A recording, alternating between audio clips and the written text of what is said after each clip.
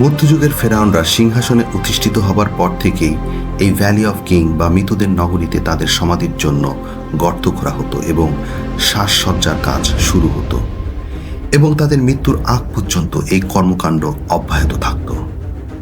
এই কারণে যে সকল ফেরাউনদের রাজত্বকাল বেশি ছিল তাদের সমাধি তত লম্বা এবং গভীর ছিল, এবং যাদের রাজত্বকাল কম ছিল তাদের সমাধি তত কম লম্বা এবং অগভীর ছিল। এই পর্বে আমরা আরও 2 ফেরাউনের সমাধি আপনাদের মাঝে তুলে ধরব। ভিডিওটি লাইক এবং চ্যানেলটি সাবস্ক্রাইব করে আমাদের সাথেই থাকুন। সেই সময় মিশরীয়রা বহু দেবতাতে বিশ্বাসী ছিল এবং ফেরাউনদেরকেও তারা তাদের দেবতাদের প্রতিনিধি হিসাবে বিশ্বাস করত। চলুন জেনে নিই তখনকার সময় মিশরীয়দের দেবতাদের পরিধি এবং দায়িত্ব। রা মিশরীয়দের সূর্য দেবতা, যাকে দেবতাদের প্রভু হিসেবেও তারা মনে করত। আমুন মিশরীয়দের সবচেয়ে গুরুত্বপূর্ণ দেবতা। পৃথিবীর সবকিছু আমুন দ্বারা সৃষ্টি হয়েছে বলে তারা মনে করত।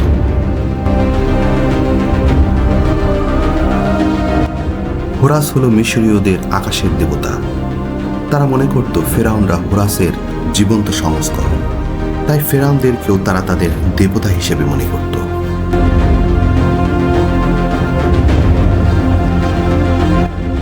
আইসিস হল হোরাসের মাতা, সুতরাং ফেরাউনদেরকেও মনে করা হতো আইসিসের সন্তান।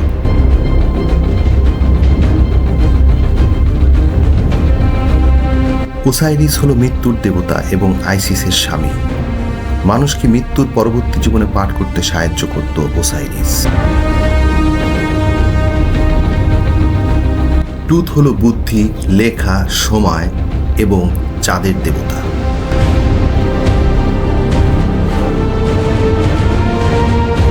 মাট হল টুথের স্ত্রী এবং সে ছিল সত্য, ন্যায় বিচার এবং সম্প্রীতির দেবতা।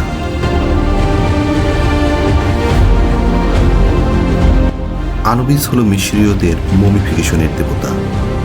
সে মমিকে ওসাইরিসের কাছে হস্তান্তর করত।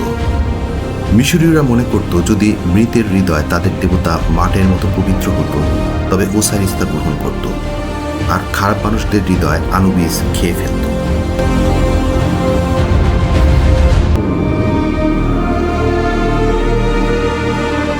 ফেরাউন রামেসিস III এর সমাধি ভ্রমণ করার পর আমাদের পরবর্তী গন্তব্য রানী টাউসাট এবং ফেরাউন শ্বেতনাখতের সমাধি।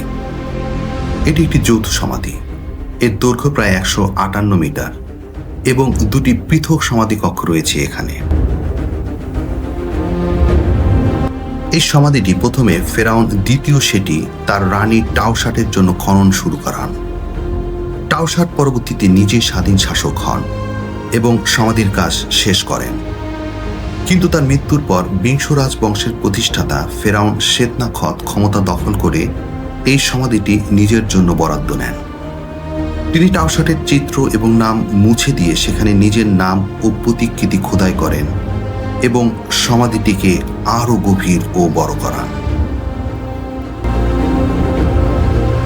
ফেরাউন শ্বেতনাখত সমাধিটি এতটাই সম্প্রসারিত করেন যে এটি শেষ পর্যন্ত 2টি পৃথক সমাধি কক্ষ বিশিষ্ট একটি বিশাল স্থাপনায় পরিণত হয়। প্রথম ও উপরের কক্ষটি টাউসাটের জন্য এবং দ্বিতীয় ও নিচের কক্ষটি ফেরাউন শ্বেতনাখতের জন্য তৈরি হয়, যা রাজাদের উপত্যকায় একটি বিরল নজির। তাই এটিকে বলা হয় 2 শাসকের সমাধি। উপরের করিডোরে টাউসাটকে বিভিন্ন দেবদেবীর সাথে দেখা যায়।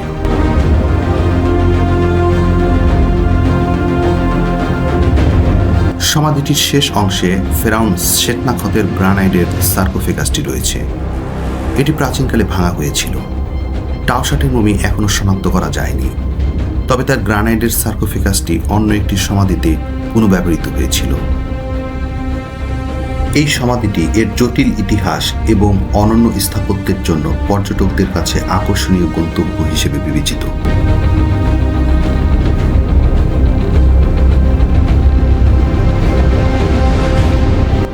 আমাদের শেষ গন্তব্য ফেরাউন দ্বিতীয় সেটির সমাধি, যা কেভি পুনর নামে পরিচিত।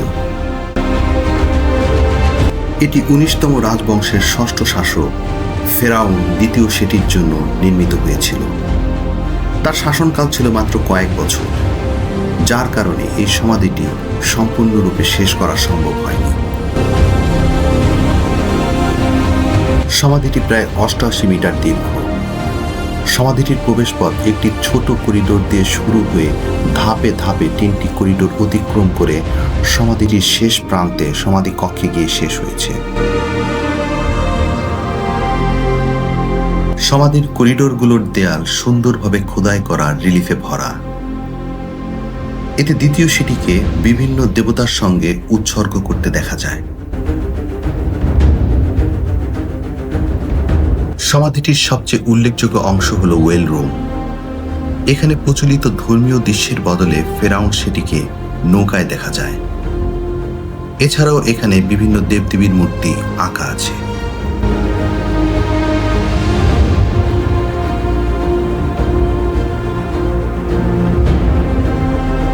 আমরা চলে এসেছি সমাধিটির শেষ অংশে, যেখানে ফেরাউন সেটি 2 এর মমি ধারণকৃত পাথরের সার্কোফেগাসটি রয়েছে এবং মমিটি রয়েছে মিশরের কায়রো জাদুঘরে।